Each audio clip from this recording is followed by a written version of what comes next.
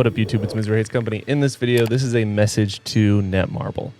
There is a lot that has happened over the last 12 weeks, and I addressed 3 different groups in my last video. I will link a link to that at the very end, but I want to address NetMarble as well. There's several things that I think that we need to hear from you and that we would like to see as the general player base. So we're going to cover all that and much more in this video. So let's get straight into it. Let's go.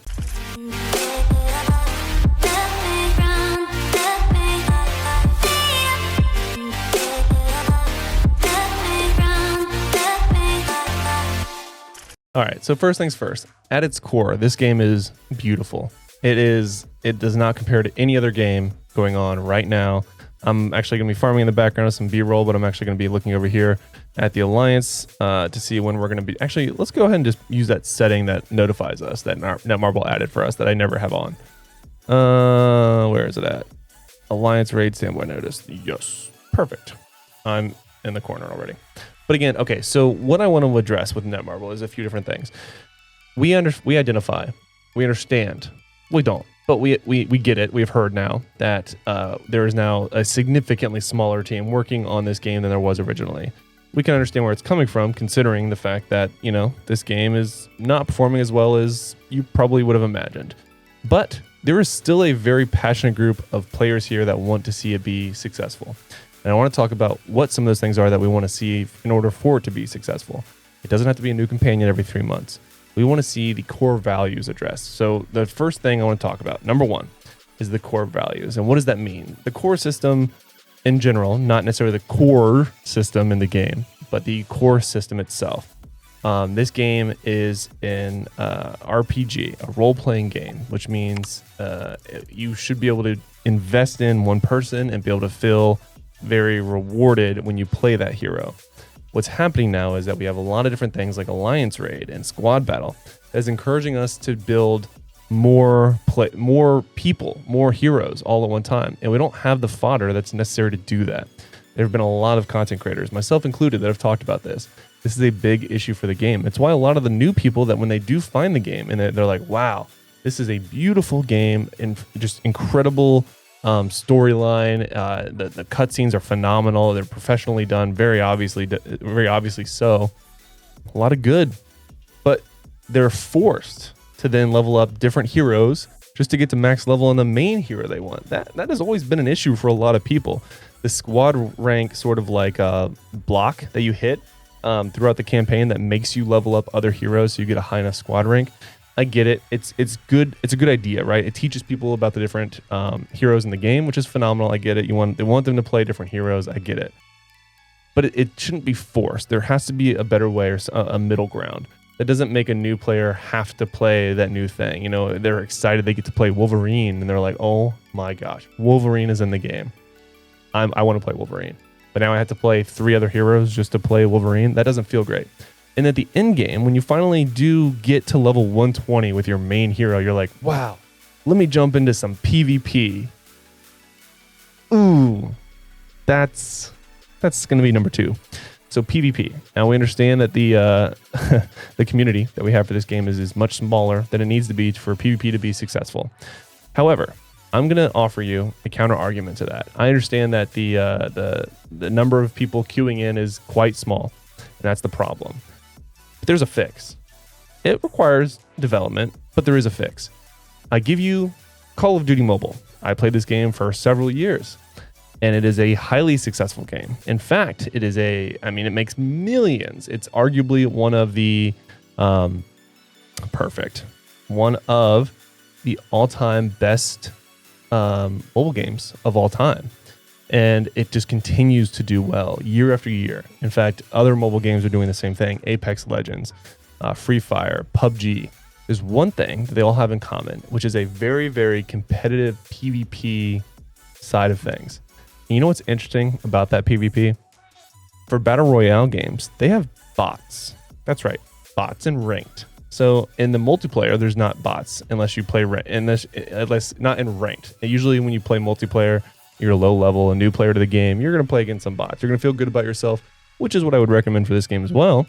And then when you get into Battle Royales, which require a lot of people, maybe like an Omega War, if you will, there are bots that require you, that give you a higher amount of people to, kill in the game or to play against. So it makes the queue times close to nothing. If you're playing in the middle of the night where not maybe a lot of people are playing, you're gonna get more bots than normal. And guess what? People love it. They still get to grind. They get to grind their own way. They get to push the level ranks.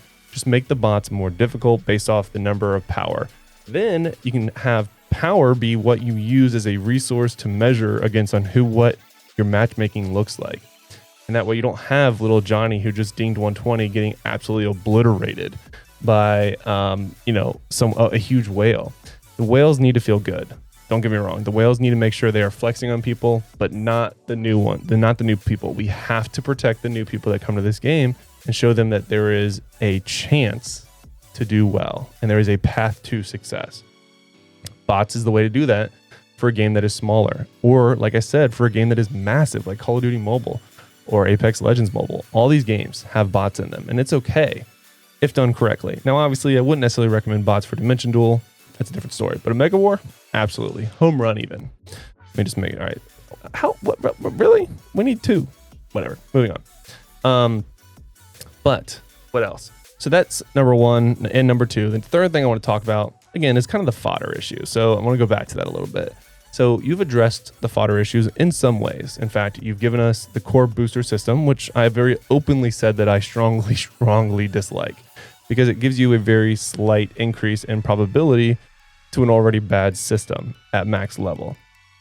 It doesn't feel great to get a, what is it? A 25% chance, I think is what it is, off of 15. So you're looking at 40% chance. Maybe if I remember correctly, I could be misremembering, honestly. Oh, there it is. It's 15. So you get the 15% chance. God, it's even worse than I thought, guys. Jesus. So you only get a 15% chance at max level to get an increased chance. And it takes forever. Again, I've been playing this game daily for a long time, and I'm still not even at level 30 yet. Because it takes a lot of resources that we don't get very easily in order to do it. So, but you've addressed it. You've added something to make the core system a little bit better. Not ideal. I still don't like it, but you've added something. You've addressed kind of the issue. Omega cards. You've actually addressed that issue as well by allowing us to farm Dark Zone relatively openly for 30 minutes and then just killing the smaller mobs, or primes, if you will then give us more card fodder, which is fantastic. If you do it religiously every single week, you can, in theory, get every month, I believe, get 1 free 5-star card, which is not awesome, but it is something. It is a step in the right direction. Last but not least is, then we have the battle badges. You've also improved that process from it being in the Dark Zone, which was a very, very awful system. It took forever to get a good battle badge, and even if you got it, it probably had bad stats and or the core slots weren't great. But you've given us something, the special invasions that allow us to get special battle badges. That is fantastic. That is a good system. We just need to get them renewed, and maybe on a regular basis, maybe like once a month. Every month that we get a new invasion and it rotates. I think we have 6 now, I believe, maybe 7. So 7 months of the year, we get a fresh new take on that invasion. And then you maybe add a couple new ones if the new development team or the smaller development team allows that type of, development. So that's number 3. But we still need, in number 3, the gear. Gear is something that we are desperately struggling with. And I think a lot of people, I'm going to be honest, to your defense, NetMarble, aren't farming gear correctly. We have these daily mobs, right? So we go to Most Wanted. We get these rewards now. So you added the token or the tickets for the training ground. Now, I personally have been getting those every single time because instead of getting the 5 boxes, I get the 15-minute training ground ticket, because once I get 4 and I get the full hour, I'm going to get way more than the 20 costumes that I would have gotten. And I'm going to get a lot of other stuff, a fodder, if I take my main into the training ground. So I do that. And I actually get a decent amount of costumes, which is fantastic. But again, not ideal. We're going in the right direction, but we still need more to keep up or even have a chance of getting to where we need to be for the end game. So that is my request of those 1, 2, and 3 things. So first, we need to look at how do we protect the new players, allow them to experience the game in a better way. We need to give them the opportunity of feeling a sense of win. We need to give more value to our current people at the end game and give them more content, not maybe more content, but more fodder for the content that you already have. And then we do need to get a refresh of resources that you already have, such as the special invasions. These are just little things that we need. And the fourth and last and easily the most important thing that I think the community needs right now is communication. Communication is an all-time low. I get there's a lot going on right now in NetMarble, especially NetMarble Monster. There's a lot of moving pieces. There's a lot to report, good, bad, or indifferent. But your audience needs you. We need to understand what's next. A roadmap would be delightful. A generic roadmap even. This is what you can expect from us at a year's time. This is what 2022, the rest of 2022 looks like. This is what the rest of 2023 looks like. You've already shown us that's a possibility.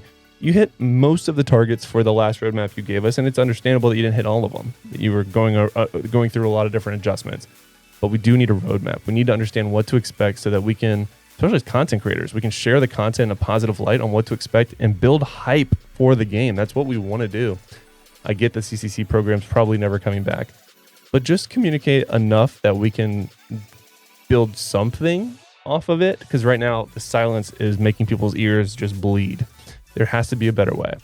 So that's my message to you, NetMarble, as a genuine content creator that wants to see this game be successful and make the most out of it. I plan on, as Indy said in his live streams, riding this till the wheels fall off. I am here till the end game. I'm here till the very end of this game, but I need your help. I need the content to be able to make content, and we need communication so that we can uplift the existing audience that is here and help new people get to the right path to be in the end game and have fun with the game.